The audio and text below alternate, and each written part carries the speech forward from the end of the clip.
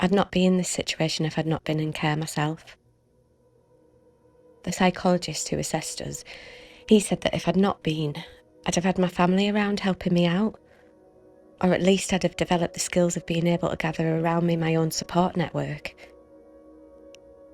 I should have been taken into care much earlier than I was, though, too. The contact centre back then felt to me a horrible, scary place. And eventually my dad got himself banned from it after assaulting a social worker. But then when I kicked off at the foster carers, I got placed in a children's home the next village from where he lived. And he found me. Would come to my downstairs bedroom window with a knife. And so he carried on with the abuse. And because they hadn't understood what I'd said last time, I couldn't tell. When I got pregnant that first time, I had children's services involved from the beginning. Not only because I've been in care myself, but because of what my mental health was like from after all I'd been through. That was okay. To be honest, it was normal. It was all I'd ever known. Because I'd always had social workers in my life, and they said that they had no concerns about my parenting, told me that I was doing so well.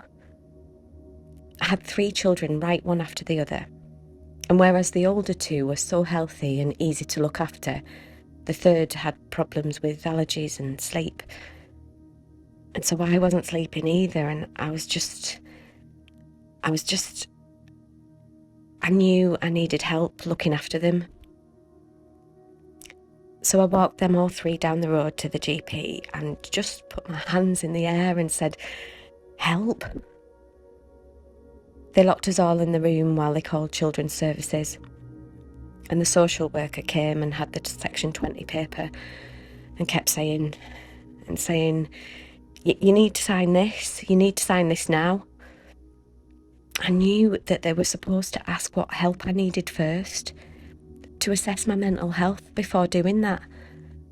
But they kept just repeating that they needed me to sign. I signed because I knew that, having been in the care system myself for so long, that you either work with them or against them. And that if you get yourself seen as not engaging, it makes it all worse. So I signed. And the 3 of them were taken away straight from there. It took ages for them to sort out contact.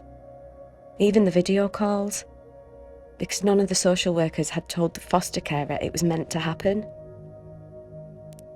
It was them back in that contact centre, just for half an hour a week. And I wasn't allowed to give them cuddles. Wasn't allowed to even touch them. I can't describe that. I can't even.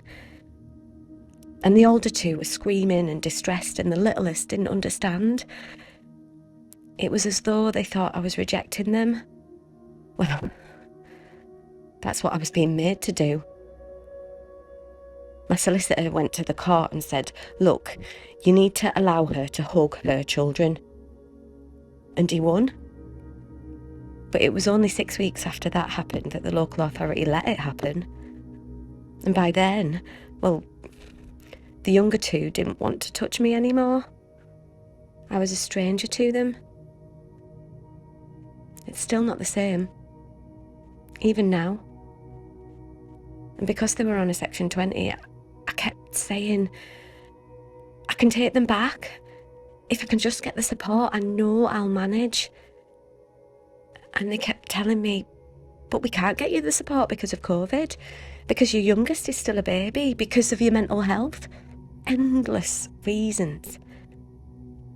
But they never paid any attention to my mental health. Never did the assessments of my mental health. It was just something else they could use against me to excuse the delays. They kept saying that all the miscommunication with the system is because of COVID, and because of staff always going off sick with stress with nobody to replace them. Yes, I think COVID has made things worse. I agree. But I also think it wasn't working even before COVID. And so my 3 little children They're still waiting around in care until it all gets sorted. We've had to stop the video calls now too, because they were making my middle one so distressed. Because she's acting up with the carers like how I used to when I was in care and everything. History repeats. And yet everyone keeps saying, oh, but it's the children who are the most important ones.